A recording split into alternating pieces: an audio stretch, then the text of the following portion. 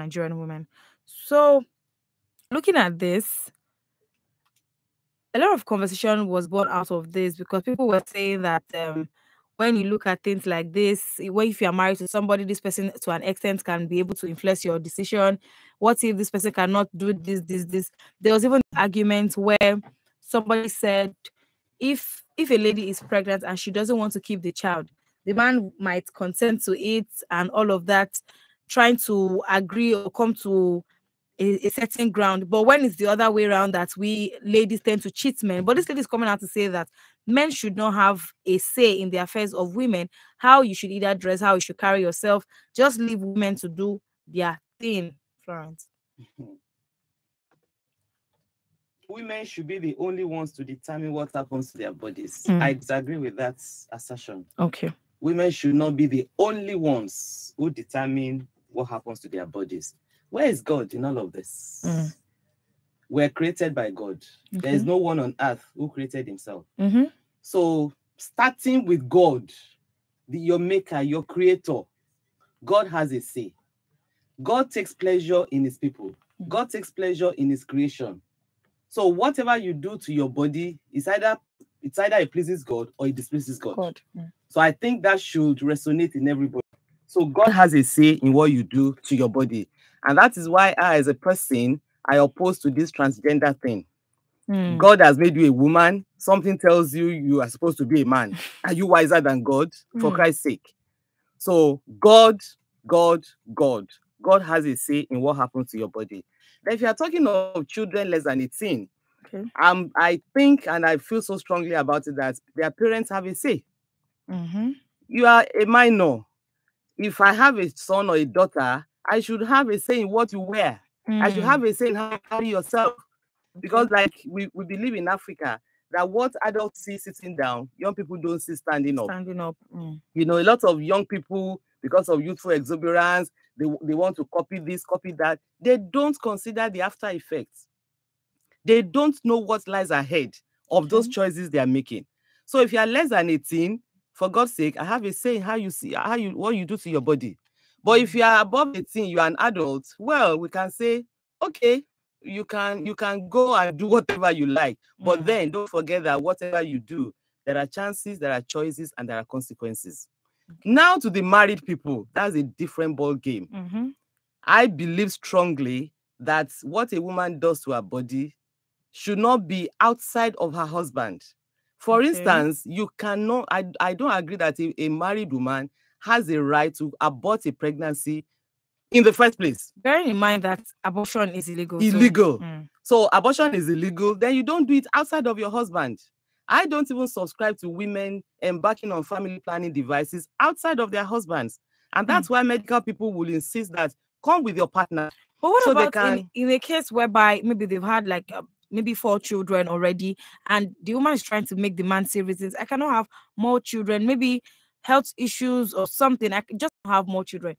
You know, there was this story we took here on Panorama. A lady sent in a story that she's had about 3 children or so, but the husband still doesn't want her to get any form of family planning, and she went behind him to do it. He found out, and all hell was let loose. So that's another conversation. That's why medical people say husbands should come with their wives. When they sit them down and they talk to them, I don't think men are they are not animals. Many of them are very reasonable. Many of them can understand when the medical people speak to them directly. That is why if the women just go and say, oh, the doctor said that. The husband may not understand the implications. But when the husband takes time to go to the clinic and listens to what the doctors have to say, most times, men are reasonable. I'm not saying that we cannot have some, 1 or 2 exceptions, but I don't think a woman should go ahead and do whatever she chooses to her body, especially reproductive health, outside of her husband. Her husband deserves to be carried along. Yeah. All right. To be a part of the conversation, you can call us up on 07000 917 917 or 090 256 You can also send us a text or a WhatsApp message on 070 317 56537. What do you think? I really want people to call it, because a lot of women have come out to talk about things like this, where they want to maybe go for family planning or things like this. Then let's talk about body weight. So in as much as it is very healthy for you to keep like to keep your body in a certain size, people who are maybe on the bigger side tend to get people trying to tell them when to lose weight or how to lose weight or how they will look better if they can lose weight and things like this. I feel like there are some lines you don't cross when talking to people, even as your partner. For example, a woman complain about her size every day. Now it is there are different sides to it. If you're just telling her, I think you should watch your weight health wise and all of that, it's simple. But when you now use some kind of demeaning words in passing your information, that's where there's a problem. Or you step out, someone sees you on the road and be like, "Ah," and you see, when you call somebody horrible, some people will go on and on talking about it till you're like, see, just let me be. Do you know if I want to be fat? You don't know. So things like this, and even people that are also slim too face the same thing. You hear people say things like very slim, like letter I. Why do you have to do that? I think that's what they call, is it body shaming now? Yes, it is. And a lot of people have ended up with mental health or mental ill health because they have been shamed. Either way, either because they feel they are too slim and tall and shapeless, or they are obese and they are big and all that. But what I want to say is this: for ourselves as individuals, you owe yourself some truth. Okay? We're not talking of what people feel now. It's about who you are. If you have a problem with your weight or with your stature or with something, for your own safety, for your own health, try and do something about it. Okay. It's not about somebody telling you or somebody harassing you now. For instance, they say if you are overweight, you have the tendency to have some diseases and all that and all that. That one is a fact. So if somebody tells you that, or you stumble across such information, it's in your enlightened self-interest to do something about it, productively or constructively. But if you have a spouse, your spouse also has a duty to assist you in that regard, not to run you down. Because sometimes it is somebody who loves you that can actually tell you the truth. The truth. Yeah. But even it's saying the truth, there are ways to say the truth. Definitely, there are ways to say. You don't say it in a way that will make that person go and commit suicide, for instance. Okay. You say it in a loving way. People say that it's only your friend or somebody who loves you that will tell you your mouth is smelling. I'm sure you've been near people with mouth odor, but you didn't say anything. You just walk past them. But God forbid, you have a spouse or somebody close to you who has that, you owe that person a duty to say, oh boy, or honey, whatever it is, I think we should address this issue. This is what I've observed. And we should also be open to accept criticism. It's not all criticisms that are negative. It's also a question of how you perceive it, how you receive it.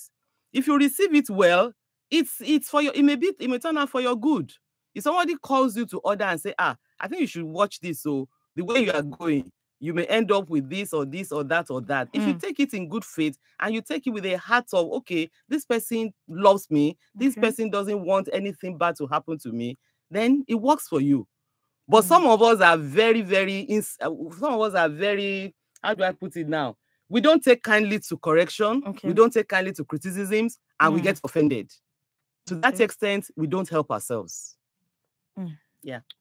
All right, thank you very much. You can call us up on 07000 917 917 or 090 256 25455. And it is still Panorama. Panorama is where we have the ladies from different geopolitical zones come together to discuss, dissect, and disagree on topical issues. All right, so there's this thing that people say that women dress up to look a certain way to attract men or to look that way for men.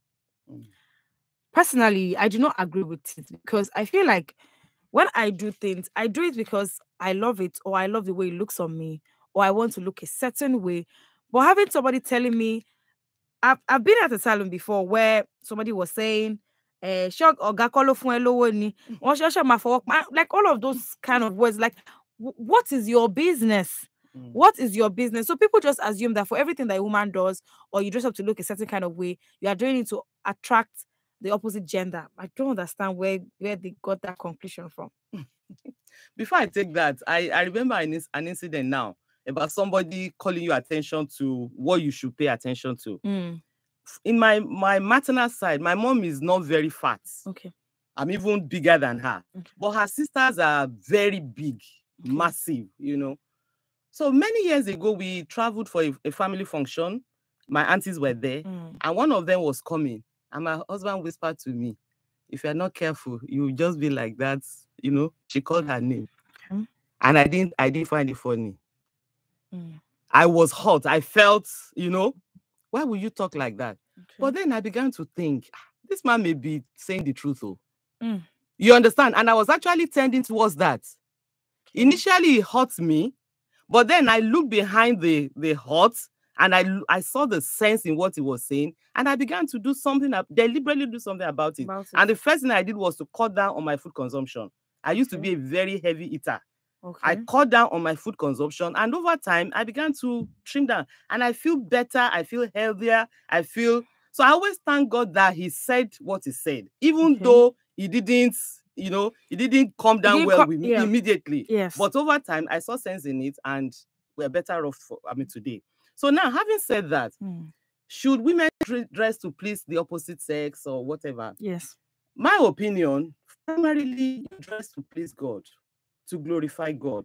Okay. Let God see you and be pleased with you. Oh, this is the work of my hand. You see flowers in their various colors. You see animals. Everything brings glory to God. So every human being should bring glory to God. That is my own number one position. Number two, do what pleases you. Do what makes you feel good.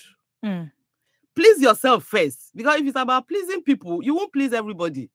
And if you do something, somebody is pleased today, the other person is not pleased, then where do you swing? I would rather go in this order. I please God. I please myself. Then the third person I want to please is my husband. Okay. It doesn't matter what every other person thinks. It's about, my husband wants to see me and be happy that, oh, I'm proud of this, my wife. I'm happy seeing this, my wife, and all of that. So, but what makes people go out of their way to want to please people? Esteem. Is an internal thing. Is a trait of insecurity. Okay. Yeah.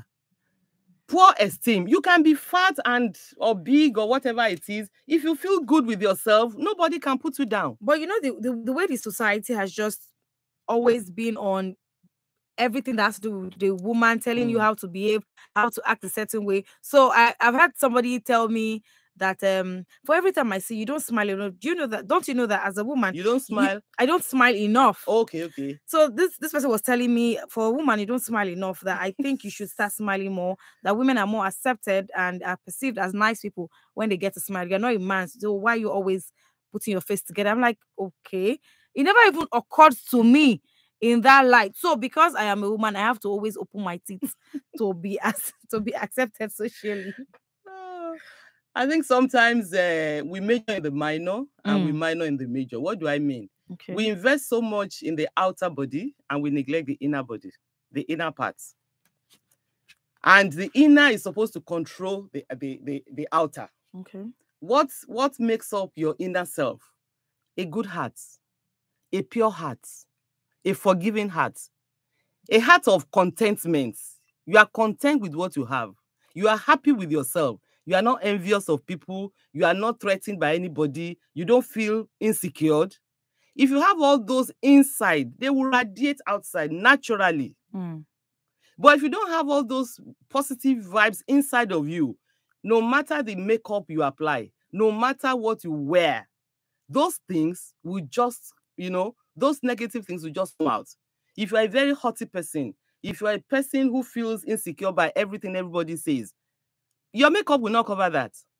So I would rather people, men, women, everyone, invest more in your inner self. Be at peace with yourself. Be happy with yourself. Be content with whatever God has given you. That's not to say you don't aspire. That's not to say you don't, try to be better. But then let it come from within you. If you're happy, nobody will tell you not to smile. Do you agree with me? Nobody will have to tell you to smile because it will come naturally because you are happy. But if you're not happy, for God's sake, what is kilomori eya? Like Yoruba would say. Inú dídùn ló móríyá. It is when you are happy inside of you that irradiates outside. So let's invest more in our inner man than the outer. That's not to say we should neglect the outer. Yes. Okay. Because we have to balance everything. Yes, true. I totally agree. Yeah. All right. So there's this story of a woman who complained that for every time that she's trying to get her husband to do something for her own family, that's for the wife's family, for his in-laws, she always has to beg him all the time. And the problem here is that she's not working. Why she's not working was not stated. So she said that the man finds it very easy to do things for his mom, his own family members, that he would even get stuff and send her to go deliver to them. But to do anything for her own family members, he finds it very, very hard. That even when her people come around, that he's always complaining, he's always acting up, that some of them even get to ask her, is your husband not fine with the fact that we came to your house? That even her mom noticed it and said she wasn't going to come to their house anymore, and she needed her mother's help because she just had a baby. Now, according to the story, she wasn't working before she had this baby. So there was this part where she said she told the husband that since my mom stays a far distance to where we stay, let your own mom help me through the course of the baby stuff and everything. He said to her, that is your mother's job. My mother will not come and do all of this for you. Then she just blurted it out that, but your mom is the one that gets all of the money and everything, all of the goodies. Your mom that gets everything. But now it's time to take care of the children. Your mom is not available. So my mom, who you do not take care of, is the one that should still come all the way. And when she comes to the house, you are going to just get this cold attitude and be acting up, even for the fact that she has come all the way to come and help you. So the woman is asking now that did she go wrong in the way she said she actually realized that she made a mistake after she had said the word already. I don't think she made a mistake. I mean, that has always been inside of her. So it was just, it just got to a time that she had to let it out. You see, the truth of the matter is all of us, human beings, what is our nature is to be selfish. We're selfish by nature. Okay. It is when you begin to make conscious efforts. By the help of God that selfishness, reduces.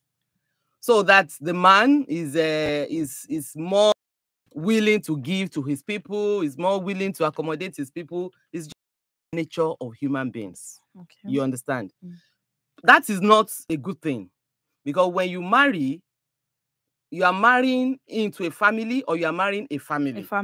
So the way you treat your parents, you should be able to treat your parents-in-law the same way. The way you treat your siblings, you should be able to treat your Esther, you and I know that it's easier said than done. Yes. Now we are talking that is the man. Many times it's the woman. We have had men complain that wives prefer having their people around. Family, so it's neither here nor there. So we're not justifying it. Whichever side it falls, it is not the right thing. Okay. Once you decide to marry, have a large heart, know that you are bringing in another set of people. And you must try, consciously and deliberately be fair to the two parties. On the issue of money, money, financial issues is something that it plays a very big role in marriage. And to a large extent, it determines whether a marriage will work or will not work.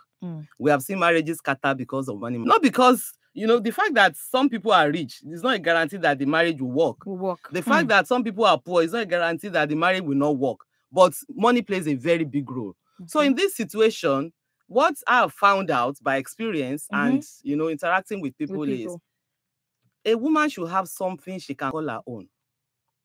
Because it is not everything you are waiting for your husband to give you money for. This is strictly my opinion. Okay. It's not every time you want to buy this, you are waiting for your husband. You want to buy that, you are waiting for your husband. And that's why I don't subscribe to all this. My husband said I should not work. If your husband tells you not to work, I hope he can afford to pay your bills. And I hope he's willing. Because some men can afford it, they may not be willing. So you should be sure that this man can afford to pay your bills and is willing to pay your bills. I know some men, I know some men who give allowances to their wives, and they can, the wives can disburse as they like, you know, attend to their family issues and all that. It's not all men who do that. So it's not a one cap fits all. So each person has to understand the kind of marriage you are in, the kind of spouse you have. Does my husband have enough to sustain the family? Is my husband willing to give me? Those are issues that must be addressed.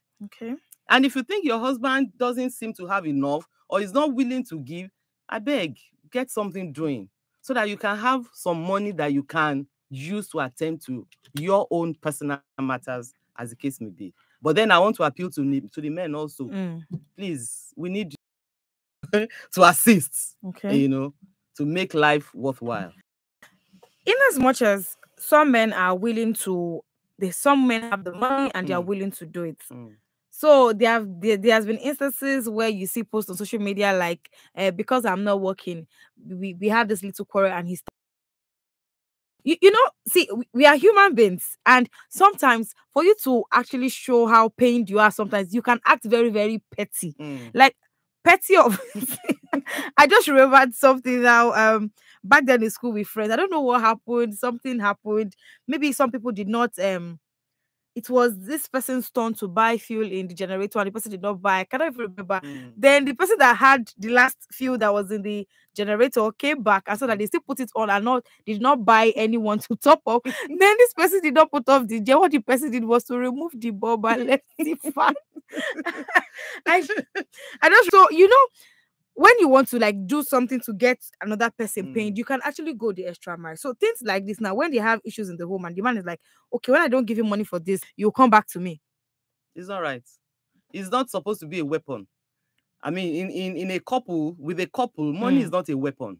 It's not something you will throw. It's not a weapon of offense, and it's not a weapon of defense. You don't use it to attack your wife or say, if you don't do the same way, intimacy in marriage, it's not a weapon. It's not something you say, okay, if you give me your money, I give you money. If you do that, you are prostituting. You are merchandising. In marriage, I'm talking strictly in marriage now. Yes. And it's not something you say, okay, because you behaved well yesterday, okay, I'm giving you money. No. We should not get things mixed up. So money matters, intimacy issues in marriage should not be used as weapons. Do what is right. You are a husband. You know, that's why marriage is not for boys. It's for men. You know, you have bukata. You are bringing another person's bukata to join your own. Yes. So whatever it is you have, communicate with your wife. Let there be an agreement. Let there be an understanding. To a large extent, women are quite understanding. And a lot of men have attested to the fact that women are good managers of resources. So whatever you put in their hands, a reasonable woman will dispose it well. But if you now say you are punishing your wife because she's not working, you are withholding finances from her, you are withholding money, you are withholding this. No, that's not right. Whatever the issues are, talk about them. If you need help, seek professional counseling. All right. Thank you very much, Florence. This is Panorama on Women Radio WFM 91.7. Panorama is where we have the ladies from different geopolitical zones come together to discuss, dissect, and disagree on topical issues. You can be a part of the conversation by calling us on 07000 917 917 or 090 256 25455. Yes. So we have this message here from Matthew in Ijoko, and he says, "Good morning. Yes, we should correct one another, but the correction should be done at psychological moment. That is the appropriate time to do that. Correction done at the wrong time will be taken as an offense. Most people correct with bad intention. We correct with the intention to mock." That's very, very interesting. We'll come back to that. Let's take this call. Hello, good morning. Good morning. Yeah, good morning. Good morning. What's your name and where are you calling us from? Mr. Victor calling from Ikeja. Good morning, Mr. Victor. Yeah, I really appreciate your program. Please turn down the volume of your radio. Thank you. Okay. I really appreciate your. All right, thank you. Your program, and may the Lord strengthen you to continue. Thank you very much. Thank you. Yeah, I want to quickly show something that really baffled me concerning myself and my wife. Please turn down the volume of your radio so we can hear you properly. Okay, can you hear me now? Yes, it's better now. Okay. Now, the issue of dressing. Yes. Can you hear me? I can hear you clearly. Okay, it is very, very important for a man to tell a wife what to put on. Likewise, the same wife telling a man what to put on. Okay. Because if you dress anyhow, in one way or the other, it's affecting your partner. In any way you go, anywhere, whether church or office and all that, before you know it, they will say, oh, does that mean this one don't have a wife at home? Or does that mean this one don't have a husband at home? You understand? That is for that. In terms of issue of body keeping, like myself, I like keeping beard. Okay. Are you getting me? I have beard. My wife asked me to go and shave last night. And it was late. Before I could go there, they're already closed and all that. Okay. Because of that, my wife denied me. Said because I did not shave, okay, there will not be, as in, let me say, there will not be sex for me. Let me put it that way. Okay. I look it, I said, I called her, I said, this can make the home. There can cause a conflict in home. There's the way you put it. Even if I'm not ready to do it, the way you will present the matter, I will go ahead and do it. But you using it to punish me because I did not shave, you will not let me have access to you. What if I decide not to shave? Okay, Mr. Victor, calm down. Calm down. I understand how you feel. Just calm down. So, was yesterday the first time that your wife told you to shave your beard? No, yesterday. Let me be sincere. Okay, be sincere. Let's start from you being sincere first. Was yesterday the first day? No. Yesterday was not the first day. So how long has she been telling you for? It's long. But it's long. It's over like 2 weeks now. Just that I love my beard. Okay. I wanted to please her yesterday. I said, okay, let me go and do it. Are you getting my point? Yes. Unfortunately, I went out. She saw me when I was going out, and they closed because they closed because it was around after 9, if I'm not mistaken. So I came back late from the office. Okay, Mr. Victor, I'll say you should just stay calm. So we have Florence in the house here who happens to be a marriage counselor. So she just listen over the radio. She's going to speak to your case. Thank you very much, Mr. Victor. And take it calm and easy with your wife.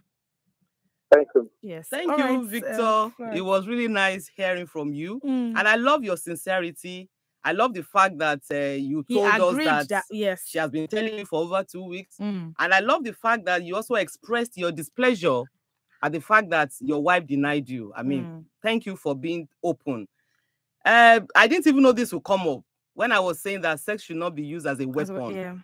It's not a weapon for anyone, either for man or for woman. So your wife erred in that regard for denying you, intimacy last night. But then this is something you need to go back home and talk about. Let her know how you feel. Let her know that her denial, it's not as if not doing it last night will kill you. But then he did something to you that you didn't like. Yes. So let her know and let her understand how you feel. And please visit the barbing salon again and resolve it. It's not something that should really escalate. Yeah. Yes. And it's possible the woman is looking at it from the angle of I've been telling you since. That was why I asked them for how long first. Because sometimes when you tell somebody one thing like so many times, you're like, you don't just want to do it. Clearly, you don't just want to do it. Thank you very much, Mr. Victor, for calling in, and we really, really do appreciate your sincerity. Please address this issue with your wife. Do not hold any kind of grudge to your wife. Thank you very much. All right, you can still call us on 07000 917 917 or 090 256 25455. You can also send us a text or a WhatsApp message on 070 317 56537. We have this text message here from Isaac in Ikorodu, and it says, I think this is something that all women do. My wife also does the same thing. If I stay out late, after she must have called me severally, by the time I come back, she would refuse to serve me, and anything intimacy, she would not want to listen to it. And for one instance of coming home late, this kind of punishment might go on for about 4 days before she forgives me. So if I err again, it will go on for about another 4 days. Please address it. She's listening to you right now, close to me. Interesting. Men are actually speaking up on this. Please, oh, women, oh, my sisters, my friends, I want to appeal to us. Don't let us take this thing out of proportion. Don't let us deny our husbands food because of something they have not done right. Don't let us, food, physical food and the other food, let me put it that way. You might be pushing your man outside. Okay. If you do that repeatedly, you might, and that would be very dangerous. Okay. And in the place of marriage, you're not supposed to keep malice. You're not supposed to hold on to grudges. For how long are you going to hold on to grudges? Your husband does something you don't like today, and you hold on for 4 days. Before those 4 days elapse, another one will come. So it means perpetually you will be having that. And one lesson taught me very early in marriage. Okay. I used to think that he was the one always doing the wrong thing. Okay. And I'll be piling it up. You said this yesterday. You did this 2 days ago. You said that. And you keep talking about it. No, I will pile. I won't even talk. I will pile. Maybe now I will have a small jotter. I will now be reading out those things. One day now called me and said, "What makes you think you don't offend me?" I said, "Me." Okay, no. Okay, tell me how I offended you. By the time you reeled out my own offenses, I just let everybody just take their offenses back. I said, "Really?" He said, "Is it because I've not been talking? You also did this. You also said this. I was humbled. And from that moment, I think the first day of our marriage, I learned that lesson. Okay. So when you think your husband has done this, he has said this, he has done that, oh girl, you might have done worse. Maybe he's just not talking. Okay. So please, let us improve our communication. A lot of problems will be resolved when we have effective communication. That is what is lacking in most marriages. Effective. That word is important. You can communicate and you are not communicating effectively. The time has to be right. The tone has to be right. The attitude has to be right. Okay. Because what you don't say even matters more than what you have said. Your body language, your gesture. You want to serve your husband food. You just bang the tray on the table and you walk away. You have not spoken, but you have spoken. Okay. A very sensitive man will not eat that food. We'll call you back. What's the meaning of this? Why did you bang the tray? And something is eating you up. You're not talking. So why don't you talk about it and feel better and feel lighter and hear the other person? We have this call coming in. Hello, good morning. Please turn down the volume of your radio. Yes, good morning. Esther. Is that Madam CJ? Good morning. Good morning. How are you doing today? Yes. Madam Florence. Florence, yes. Good morning. Is that Grandma? Yes. No, Madam TJ. Oh, okay. Good morning. Madam TJ. You don't catch my voice. I've been laughing since. In fact, when Florence said that she's a marriage counselor, in fact, I said, no wonder. Thank you very much, WSM. Thank you. You're welcome. Madam Florence, Esther, I love this program. Thank you. I just hope that all women will sit and listen to this information this morning. Okay. It is causing so many trouble in many families. You spoke frankly. Everything you have been discussing since you started 9:15 is the truth. And I want to add one scripture. Okay. Maybe next time when Florence is talking about this intimacy, not denying one another, it's in 1 Corinthians chapter 7. Okay. You will read, you will see it there. God said, do not be denying each other of it. Okay. If you keep doing that, say you are giving room for the devil. Yeah. And the devil does not wish any happiness for any marriage. So whoever, if it's a man or if it's a woman doing that to the spouse, you are telling them, come into my home and destroy it. So thank you very much. 1 Corinthians chapter 7. Thank you very much. The whole of 1 Corinthians is addressed to marriage issues. Thank you very much. Thank you very much. Do have a great day. Yes. So issues concerning marriage are actually very, very sensitive because what works in one marriage might not work in the other. Yeah. But Mr. Victor, I'm still going to tell you again, please don't fight with your wife. Don't fight with your wife. Try as much as possible to resolve it so that everybody can be happy. And look at it. Today is Friday. So how are you supposed to be fighting with your wife on a Friday night? Please don't do that. You're my person. Don't do that. Thank you so much, Florence, for joining me on Panorama this morning. Thank you, Esther. Thank you for having me. And thank you, our listeners. Thank you for those who contributed. Yes. Really made it a very rich conversation. Yes. Thank you so much, Florence. Do have a wonderful weekend. You too. Yes. All right, this is all we can take on Panorama today. It has been an interesting episode, a Friday episode. I mean, that TGIF actually came out to play, and it is so that will sign off Panorama for this week on this note. This call coming in, but I'm sorry, we can't take your call day at 9:15 a.m. on Panorama. Panorama is where we have the ladies from different geopolitical zones come together to discuss, dissect, and disagree on topical issues. My name is Esther Alarabe. Good morning. To sponsor this program, call the number 0816 480